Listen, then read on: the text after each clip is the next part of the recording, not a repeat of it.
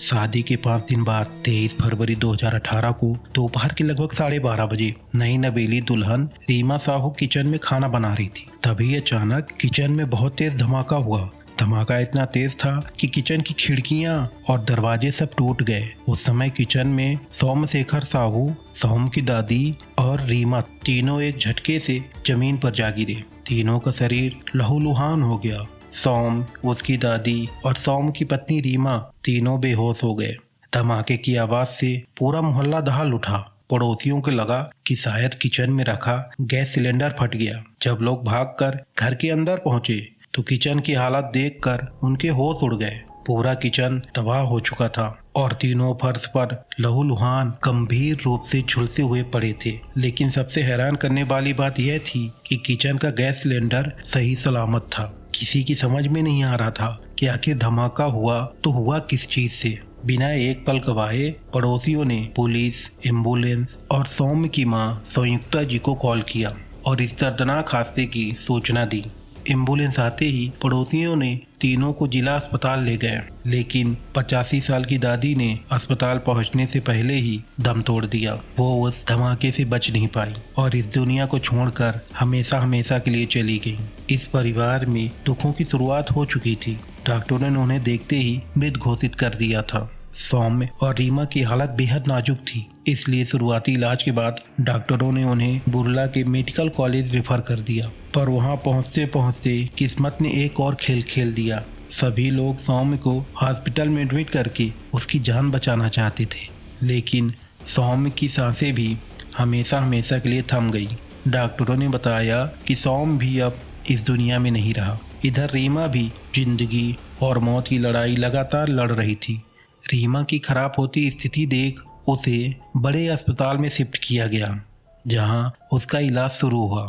एक ही पल में हंसता खेलता परिवार उजड़ गया। सौम्य और उसकी दादी दोनों अब इस दुनिया से जा चुके थे।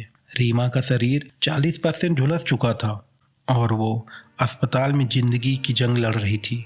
उसका चेहरा, सीना, पेट, हाथ बुरी तरह जल चुके थे, पर गनीमत यह रही कि उसके अंदरूनी अंग सुरक्षित थे। और कुछ समय बाद डॉक्टरों ने बताया कि रीमा अब खतरे से बाहर है और वो बहुत जल्दी ठीक हो जाएगी। इस दर्दनाक हादसे की जानकारी मिलते ही पटनागर थाने की पुलिस तुरंत मौके पे पहुंच गई।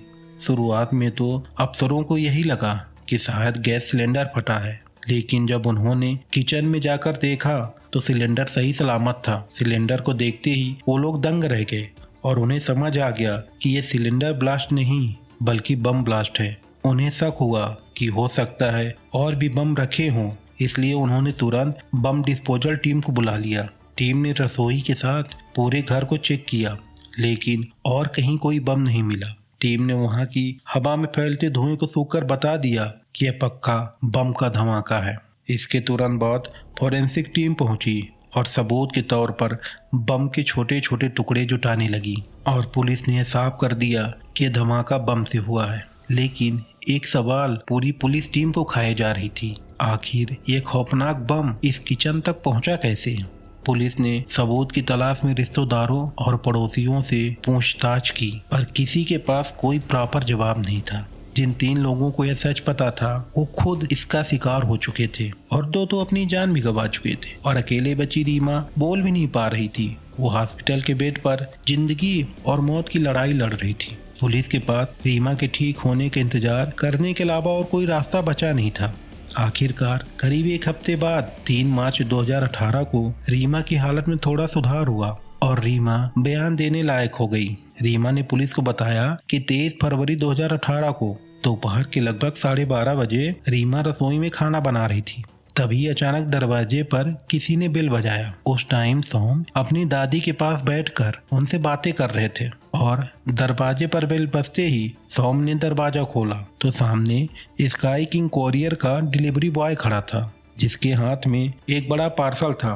वह पार्सल सोमशेखर के नाम से ही आया था। पार्सल किसी एसके सिन्हा ने रायपुर छत्तीसगढ़ से भेजा था। सॉम ने पार्सल ले लिया और सीधे किचन में आ गया। लेकिन उसका दिमाग लगातार यही सोच रहा था कि आखिर रायपुर में एसके सिन्हा कौन है। इस नाम के किसी आदमी को वह नहीं जानता और न ही कोई उसके रिश्तेदार में एसके सिन्हा है। तभी उसने अपनी पत्नी रीमा से पूछा कि क्या उसके कोई रिश्तेदार या जान पहचान के हैं एसके सिन्हा। तो रीमा ने भी बोला कि वो किसी एसके सिन्हा नाम के आदमी को नहीं जानती। फिर दोनों ने सोचा कि शायद शादी का कोई गिफ्ट होगा। अक्सर जो लोग शादी में नहीं आ पाते वो बाद में कोरियर से गिफ्ट भेज देते हैं। वैसे भी पार्सल के स्टिकर पर गिफ्ट लिखा हुआ था।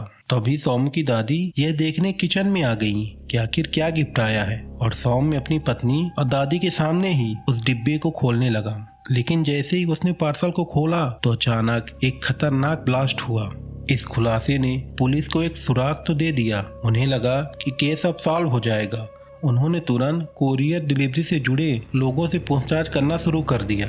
जैसे ही ये खबर मीडिया में आई कि कोरियर से आए पार्सल में बम था, तो पूरी घटना जंगल में आग की तरह फैल गई।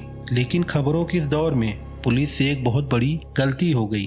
पुलिस ने बताया कि पार्सल रायपुर से किसी आर.के. शर्मा ने भेजा है, जबकि डिब्बे पर असली नाम एसके सिन्हा लिखा था। पर पुलिस को अंदाजा नहीं था कि उनसे हुई यह छोटी गलती आगे चलकर इस केस को सॉल्व करेगी। जांच आगे बढ़ी तो पता चला कि पार्सल 15 फरवरी 2018 को बुक हुआ था और उस पार्सल का वजन लगभग 2 किलोग्राम था। जब पार्सल पर लिखा नाम और पता चेक किया गया तो दोनों ही पूरी तरह फर्जी निकले। मामले की गहराई से जांच करने के लिए पुलिस की एक टीम तुरंत छत्तीसगढ़ की राजधानी रायपुर पहुंच गई। रायपुर पहुंचकर पुलिस की टीम सीधे स्काई किंग कोरियर के ऑफिस पहुंची, जहां से पार्सल बुक किया गया था। पुलिस ने जाते ही पूछा कि सीसीटीवी कैमरे का डीवीआर कहां लगा है। वो लोग सोचे कि बुकिंग वाले दिन की रिकॉर्डिंग देखकर वो कातिल को पकड़ लेंगे और केस सॉल्व हो जाएगा। लेकिन एक जवाब सुनते ही उनकी उम्मीदों पर पानी फिर गया। कोरियर कंपनी के स्टाफ ने बताया कि उनके ऑफिस में सीसीटीवी कैमरा नहीं लगा है। पुलिस अधिकारी सोच में पड़ गए, केस को अब कैसे सॉल्व करें। पुलिस अधिकारी उस दिन पार्सल बुकिंग के बारे में पूछने लगे, लेकिन उनको कोई प्रॉपर जवाब नहीं मिला। अब पुलिस वहीं आकर खड़ी थी जहां से केस शुरू हुआ था। जांच के बीच ही पुलिस के हाथ एक और बेहद अहम जानकारी लगी। उन्हें पता चला कि सौम्य और रीमा की शादी से पहले सौम्य को एक नंबर से धमकी भरा कॉल आया था और उस कॉल में सौम्य साहू को बोला गया कि तुम रीमा से शादी मत करना, तुम ये शादी तोड़ दो, नहीं तो बहुत बुरा अंजाम होगा। पुलिस ने जब उस नंबर को ट्रेस किया और सीधे उस लड़के तक पहुंची तो पुलिस को फिर लगा कि अब केस सॉल्व हो गया। लेकिन उस लड़के का इस केस से कोई वास्ता ही नहीं था। वह लड़का रीमा को एक तरफा पसंद करता था और वह नहीं चाहता था कि रीमा की शादी कहीं और हो। पुलिस उसे उठाकर थाने ले आई और जब पूछताछ की तो उसने सौम्य को धमकी देने वाली बात तो कबूल कर ली, लेकिन उस पार्सल बम के बारे में साफ मना कर दिया। वह सच कह रहा था या झूठ, यह देखने के लिए पुलिस ने उसका लाई डिटेक्टर टेस्ट करवाया, जिसमें वह पास हो गया। बम धमाके से उसका कोई कनेक्शन नहीं निकला, इसलिए पुलिस ने उसको छोड़ दिया। पुलिस के 24 अफसरों की टीम ने 100 से ज्यादा लोगों से पूछताछ की। दोस्त, रिश्तेदार, कुरियर कंपनी के कर्मचारी, डिलीवरी बॉय, सबसे सवाल जवाब हुए। सौम और रीमा के फोन के हजारों कॉल रिकॉर्ड्स और लैपटॉप खगाले गए, पर नतीजा वही था। इस केस को महीना भर बीत चुका था और पुलिस के हाथ खाली थे। इस देरी को देखते हुए आम पब्लिक का गुस्सा भड़क उठा। उधर मीडिया भी पुलिस की नाकामी पर सवाल उठा रही थी। मामला इतना बढ़ गया कि उड़ीसा के तत्कालीन मुख्यमंत्री नवीन पटनायक को इसमें दखल देना पड़ा। बढ़ते आक्रोश को देखते हुए मुख्यमंत्री ने इस केस में एक बहुत बड़ा और सख्त कदम उठाया। घटना के ठीक 1 महीने बाद 23 मार्च 2018 को उड़ीसा सरकार ने इस केस को लोकल पुलिस से छीनकर राज्य की क्राइम ब्रांच को सौंप दिया। क्राइम ब्रांच ने बिना कोई वक्त गवाए तुरंत जांच संभाल ली। उन्होंने पुराने सभी संदिग्धों को दोबारा पूछताछ के लिए बुलाया, पर हाथ वही पुरानी नाकामी लगी। इसके बाद टीम ने अपना पूरा ध्यान रायपुर के स्काई किंग कोरियर की ओर मोड़ दिया। उन्होंने कोरियर ऑफिस और आसपास के इलाके के लगभग 250 से ज्यादा सीसीटीवी कैमरे की फुटेज खंगाली। फुटेज कोरियर कर्मचारियों को दिखाई गई कि शायद कोई उस कातिल को पहचान ले, पर ढेरों घंटों की रिकॉर्डिंग देखने के बाद भी उस पार्सल भेजने वाले को कोई नहीं पहचान पाया। क्राइम ब्रांच की तमाम कोशिशों के बावजूद मामला वहीं का वहीं अटका रहा। फिर 4 अप्रैल 2018 को पुलिस के पास एक चिट्ठी आई। उस चिट्ठी पर लिखा था कि पार्सल RK शर्मा ने नहीं बल्कि SK सिन्हा नाम के आदमी ने भेजा था और इस केस का पूरा प्लान रायपुर के 3 लोगों ने मिलकर बनाया है। यह धमाका सिर्फ जान लेने के लिए नहीं बल्कि पैसों के लेन देन की वजह से हुआ है। आखिर में एक चेतावनी भरी लाइन लिखी थी, कृपया जांच के नाम पर बेगुनाहों को परेशान न करें। पुलिस ने बिना देरी किए उस लेटर को क्राइम ब्रांच के चीफ अरुण बोथरा जी को भेजा। अरुण बोथरा ने उस चिट्ठी को बार बार और बड़े ध्यान से पढ़ा। अचानक उनकी नज़र एक ऐसी बात पर ठहरी जो सिर्फ और सिर्फ असली कातिल ही जानता था। दरअसल पुलिस ने मीडिया को SK सिन्हा की जगह गलती से RK शर्मा नाम बताया था और अपनी इस भूल को बिल्कुल गुप्त रखा था। लेकिन चिट्ठी लिखने वाले को यह सच पता था। अरुण जी को 100% यकीन हो गया कि यह चिट्ठी किसी और ने नहीं बल्कि उसी खूनी ने लिखी है जिसने वह बम भेजा था। सुराग जुटाने के लिए चिट्ठी को तुरंत फॉरेंसिक लैब भेजा गया, पर बदकिस्मती से वह खत इतने लोगों के हाथ से गुजर चुका था कि उस पर फिंगरप्रिंट का कोई निशान नहीं मिला। इसके बाद पुलिस वह चिट्ठी लेकर सोमशेखर के परिवार के पास पहुंची। शायद कोई उस चिट्ठी को पढ़ के कुछ सुराग दे दे। पहले तो घर वालों ने कहा कि उन्हें इस लेटर से कुछ समझ में नहीं आ रहा, लेकिन तभी सोम की माँ संयुक्ता साहू ने उस चिट्ठी की एक लाइन पर ध्यान दिया। वो उस एक हिस्से को बार बार पढ़ती रही। उन्होंने पुलिस को बताया कि इसमें इस्तेमाल किया गया अंग्रेजी का शब्द अंडरटेकिंग द प्रोजेक्ट उन्हें अपने ही कॉलेज के इंग्लिश प्रोफेसर पुंजीलाल महर की याद दिलाता है, क्योंकि वो अपनी आम बातचीत में हमेशा इस शब्द का इस्तेमाल करते हैं।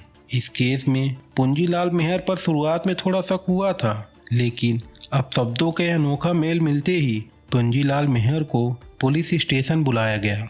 उधर अस्पताल में भर्ती रीमा धीरे धीरे अपने जख्मों से उभर रही थी, लेकिन रीमा को तक यह पता नहीं था कि उसके पति सौम्य अब इस दुनिया में नहीं है। परिवार ने उनकी नाजुक हालत को देखते हुए यह कड़वा सच रीमा से छुपा के रखा था। लेकिन घटना के 25वें दिन किस्मत ने एक मोड़ लिया। रीमा को अस्पताल में एक न्यूज़पेपर मिला। न्यूज़पेपर का पन्ना पलटते ही उनके सामने वह दिल दहला देने वाली खबर थी। रीमा को पता चल गया कि उसके पति की मौत तो 25 दिन पहले ही हो चुकी है। यह सुनते ही रीमा पर दुखों का पहाड़ टूट पड़ा। शादी के महज 5 दिन बाद ही खुद की विधवा होने का एहसास उन्हें अंदर तक तोड़ दिया। वो फूट फूट कर रोने लगी। अपने इस दर्द में रीमा ने रोते हुए परिवार से सवाल किया कि उससे इतना बड़ा सच क्यों छुपाया गया। रोते हुए घर वालों ने यही समझाया कि उसकी जान और सेहत की खातिर उसे यह बात नहीं बताई गई। इधर पुंजीलाल मेहर से पुलिस कड़ाई से पूछताछ की तो पुंजीलाल टूट गया और उसने जो सच उगला वह हर किसी के रोंगटे खड़े कर देने वाला था। उस सच को सब जानना चाहते थे कि एक पढ़ा लिखा प्रोफेसर आखिर ऐसा क्यों किया। बात है 2009 की। उस समय पुंजीलाल मेहर ज्योति विकास कॉलेज का प्रिंसिपल था, लेकिन 2014 में संयुक्ता साहू का ट्रांसफर उसी कॉलेज में हो गया। यहीं से इस पूरे केस की शुरुआत हुई। संयुक्ता जी पुंजीलाल से सीनियर थी, इसलिए नियम के मुताबिक प्रिंसिपल पद पर उनका हक था, पर पुंजीलाल कुर्सी छोड़ने को तैयार ही नहीं था। दोनों के बीच कुर्सी के लिए तनातनी बढ़ती गई और साल 2017 में संयुक्ता जी को नया प्रिंसिपल बना दिया गया। पुंजीलाल को अपनी कुर्सी गंवानी पड़ी और यही बात उसे अंदर ही अंदर बदले की आग में जलाने लगी। उसी दिन से उसने बदला लेने का ऐसा फुल प्रूफ प्लान बनाना शुरू किया ताकि उस पर कभी शक ही ना आए। उसके दिमाग में संयुक्ता साहू के लिए नफरत इस कदर भर चुकी थी कि कुर्सी का लालच उसे हैवान बना दिया। उसका पागलपन इस हद तक बढ़ा कि उसने संयुक्ता साहू के पूरे परिवार को ही खत्म करने की खौफनाक साजिश रच डाली। प्रोफेसर पुंजीलाल मेहर ने कबूल किया कि उसने वह पार्सल बम खुद अपने हाथों से बनाया है। उसने इंटरनेट, फिल्मों और वीडियो से बम बनाने का तरीका सीखा। पुलिस को उसके लैपटॉप से बम बनाने के 12 अलग अलग तरीके मिले। बम बनाने के लिए उसने कॉलेज की लैब से केमिकल चुराए और कॉलेज के नाम का इस्तेमाल करके बाकी सामान खरीदा था। बम तैयार करने के बाद उसने बचा हुआ बारूद जमीन में गाड़ दिया और सही मौके का इंतजार करने लगा। और उसे यह मौका तब मिला जब संयुक्ता साहू ने खुद उसे अपने बेटे सोम की शादी का कार्ड दिया। बस पुंजीलाल मेहर के दिमाग में एक आइडिया आया। उसने शादी के गिफ्ट के रूप में ही मौत का पार्सल भेजने का फैसला कर लिया। 15 फरवरी 2018 को अपनी लोकेशन ट्रेस होने से बचाने के लिए पुंजीलाल अपना मोबाइल फोन घर पर ही छोड़ गया। हमेशा की तरह कॉलेज में क्लास ली और फिर चुपके से पार्सल लेकर रेलवे स्टेशन की तरफ चला गया। स्टेशन की सीसीटीवी कैमरे से बचने के लिए उसने बिना टिकट के ही रायपुर जाने का फैसला कर लिया। रायपुर स्टेशन पहुंचते ही उसने अपना चेहरा कपड़ों से ढक लिया और ऑटो रिक्शा लेकर कोरियर ऑफिस पहुंच गया। पुंजीलाल स्काई किंग कोरियर के ऑफिस पहुंचा और आसपास नजरें दौड़ाई। वहां कोई सीसीटीवी कैमरा न देखकर उसने ऑटो से उतरते ही चेहरे से कपड़ा हटाया और सीधा अंदर चला गया। उसने पार्सल टेबल पर रखा और जब कर्मचारियों ने पूछा कि पार्सल में क्या है तो उसने बड़े आराम से बोला, इसमें मिठाई है। कर्मचारियों को इस बात पर कोई शक नहीं हुआ।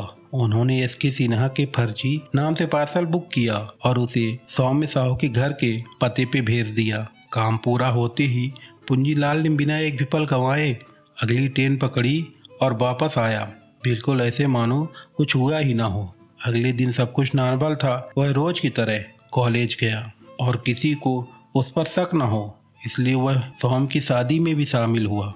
इतना ही नहीं, उसने सोम को गले लगाकर लंबी उम्र और खुशनुमा जिंदगी का आशीर्वाद भी दिया। फिर वो दिन आया 23 फरवरी 2018 को, जब रीमा रसोई में खाना बना रही थी। तभी वो पार्सल डिलीवर्ड हुआ और यह खौफनाक धमाका हो गया। इसके बाद भी पुंजीलाल का ड्रामा खत्म नहीं हुआ। वह मासूम बनने का नाटक करते हुए सौम्य के अंतिम संस्कार में भी शामिल हुआ और मातम जताता रहा।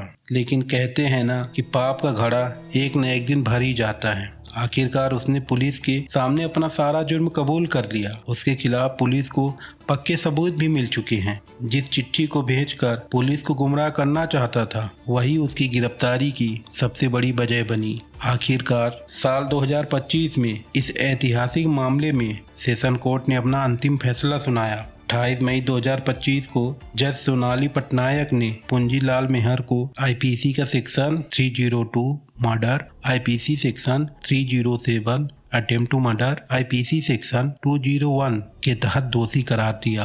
अदालत ने उसे उम्र कैद और 1,40,000 रुपए से का जुर्माना लगाया। यही है सौम्य और रीमा की पूरी दास्तान और घटनाक्रम। आप इस केस के बारे में क्या सोचते हैं? अपनी राय कमेंट्स बॉक्स में जरूर दीजिए।